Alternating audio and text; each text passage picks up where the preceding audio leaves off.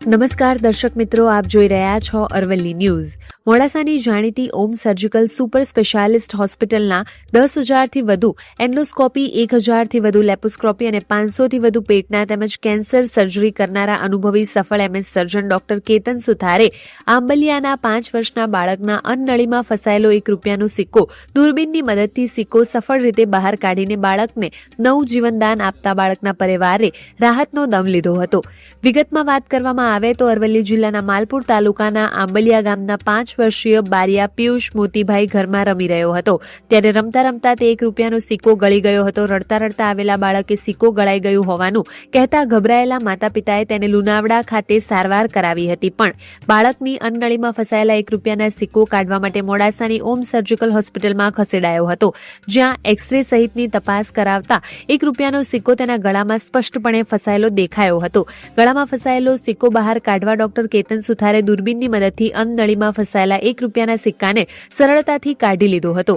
30 મિનિટની પ્રોસિજર બાદ પિયુષ બારિયાની સાથે તેના પરિવારે પણ રાહત અનુભવી હતી। બાળક હાલ સ્વસ્થ હોવાનું તેમણે વધુમાં કહ્યું હતું। આ ઓમ મોડાસા સર્જિકલ સુપર સ્પેશિયાલિસ્ટ હોસ્પિટલમાં નાની કાતર, સંચો રબર, સેફટી પિન, ખિલ્લી, સિક્કા, બેટરીના નાના સેલ ગળી જવાના કેસોના ડોક્ટર કેતન સુથાર દ્વારા સફળ રીતે કાઢીને અને સારવાર આપી બાળકોને જીવ બચાવી નવું જીવન આપ્યું હોવાનું અનેક કિસ્સા બન્યા છે। ડોક્ટર કેતન સુથારે જણાવ્યું હતું કે જો જે કોઈ બાળકના સિક્કા કે બીજી નાની વસ્તુઓ ગળામાં કેસ ખૂબ જ ગંભીર હોય છે। ઘણીવાર સિક્કો અન્નનળીમાં ફસાવાથી શ્વાસ લેવામાં તકલીફ પડતી હોય છે, બાળક ડરી જતું હોય છે, સાથે જ સિક્કો કાઢતી વખતે બાળકની અન્નનળીને કોઈ નુકસાન ન થાય તેની પણ પૂરી કાળજી લેવી જરૂરી હોય છે। જો કે બાળકોને નવું જીવન આપનાર ઓમ હોસ્પિટલમાં અત્યાર સુધીમાં હજારો સફળ સર્જરીઓ થઈ છે, તેમાંની એક સર્જરી પિયુષ બારિયાની જોવા મળી હતી। બાળકનો જીવ બચાવવા બદલ પરિવારજનોએ ડોક્ટર કેતન સુથાર અને ટીમનો આભાર માન્યો હતો। માલપુરના આંબલિયાના 5 વર્ષીય બાળકે ગળી ગયેલા ₹1ના સિક્કાના કિસ્સા પરથી દરેક પરિજનોનો સંદેશ આપે છે કે ઘરમાં સિક્કા કે અન્ય નાની વસ્તુઓ બાળકોની પહોંચથી દૂર રાખવી જોઈએ। નાના બાળકો ગળી જાય તેવી નાની વસ્તુ ન રમે, તેની પણ કાળજી રાખવી જોઈએ। સાથે જ જો કોઈ બાળક આવી કોઈ વસ્તુ ગળી જાય તો ઘરે ઉપચાર કરવાને બદલે તાત્કાલિક નજીકની હોસ્પિટલમાં લઈ જઈ ઇમરજન્સી વિભાગમાં લઈ જઈ સારવાર કરાવવા Om surgical super specialist hospital મોડાસાના MS સર્જન ડોક્ટર કેતન સુતારે સલાહ સાથે જાગૃત સંદેશ આપ્યો હતો। વૈભવ રાઠોડ, અરવલ્લી ન્યૂઝ, મોડાસા। છોકરો તરણી મારી ઘરમાં રમતો હતો અને રમતે રમતા મારે ભત્રીજો થાય ને ₹1નો સિક્કો ગળી ગયેલો। પછી લુણાવાડે આવ્યા અમે, લુણાવાડાથી આવીને પછી અમે તઈ તપાસ કરાવી, ફોટો એ કર્યું એટલે પછી અમને એવું કીધું કે મોડાસા જાઓ તમે। અમે મોડાસા આવ્યા, પછી ડોક્ટર કેતન સુથાર પછી એમને દૂરબીનથી ચેક કરી અને પછી સાહેબે એમ કીધું કે રૂપિયો નીકળી જાય। પછી સાહેબે કાઢ્યા પછી મારે ભત્રીજો અત્યારે રમતો થઈ ગયો છે। નામ ડોક્ટર કેતન સુથાર, હું MS સર્જન, કન્સલ્ટિંગ ગેસ્ટ્રો અને કેન્સર સર્જન તરીકે મોડાસામાં છેલ્લા 12 વર્ષથી પ્રેક્ટિસ કરી રહ્યો છું।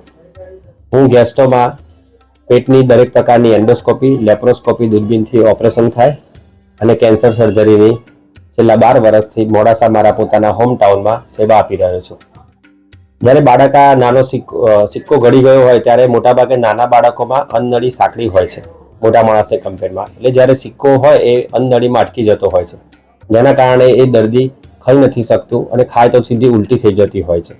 આ કેસમાં એવું હતું કે જ્યાં સામાન્ય રીતે સિક્કો નીકળી જતો હોય છે, આવો કોઈ સિક્કો, એટલે ડૉક્ટરે એને 10-15 દિવસ તો દવાનો પ્રયત્ન કર્યો, પણ છેવટે એને ના નીકળ્યો એટલે ડૉક્ટરે આપણને એ મોડાસા આપણા સેન્ટરમાં રિફર કર્યું અને આપણે એને કોઈ પણ જાતના ચીરા વગર દૂરબીનથી જ એન્ડોસ્કોપી દ્વારા એ સિક્કો કાઢી લીધો અને 2-3 કલાકમાં જ બાળક જાગી ગયું, પાણી પી અને રજા આપી દીધી। કોઈ પણ બાળકને તકલીફ થાય એટલે મા બાપને એને સગાવાલા તો સ્વાભાવિક છે કે ચિંતાગ્રસ્ત થઈ જાય અને બહુ ચિંતા હતી, પણ મેં એમને દિલાસો આપ્યો, આશ્વાસન આપ્યું કે આ વાંધો નહીં, ચિંતા ના કરો, આપણે આ સિક્કો દૂરબીનથી જ કાઢી દઈશું અને અમારી હોસ્પિટલની ટીમ, એનેસ્થેટિસ્ટ ડૉક્ટર, એ બધાની એક્સપર્ટીઝના કારણે અમે આ સિક્કો સફળતાપૂર્વક કાઢી શક્યા।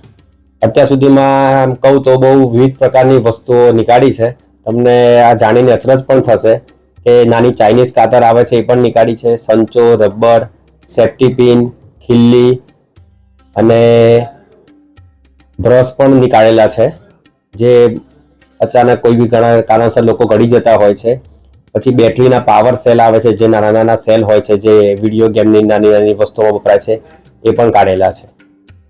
આના માટે તો એક જ છે કે prevention is better than cure. ચોકસાઈ બહુ રાખવી જોઈએ. નાના બાળકોથી આ બધી વસ્તુઓ દૂર રાખવી જોઈએ અને તકેદારી રાખવી જોઈએ કે જ્યારે પણ કોઈ આપણને સમાચાર મળે કે ભાઈ બાળક કોઈ વસ્તુ ગળી ગયું છે, તો એનું ચોક્કસથી નજીકમાં તમે સર્જનને કે ડૉક્ટરને વ્યવસ્થિત બતાવી અને એનું ચોક્કસ નિદાન કરી અને સારવાર કરવી જોઈએ. આમ તો જો ખબર પડે કે ભાઈ બાળક કોઈ વસ્તુ ગળી ગઈ છે, તો ઇમિડિયેટલી તમારે આપણે ડૉક્ટરનો કન્સલ્ટ કરવો જોઈએ અને ખરેખર એ વસ્તુ શું ગળી ગયો છે અને એને બોલવામાં, ખાવા પીવામાં કોઈ તકલીફ છે કે નહીં, એની પરફેક્ટ ડૉક્ટર જોડેથી, જે એની સારવાર કરતા હોય એની જોડેથી સારવારની સલાહ લેવી જોઈએ.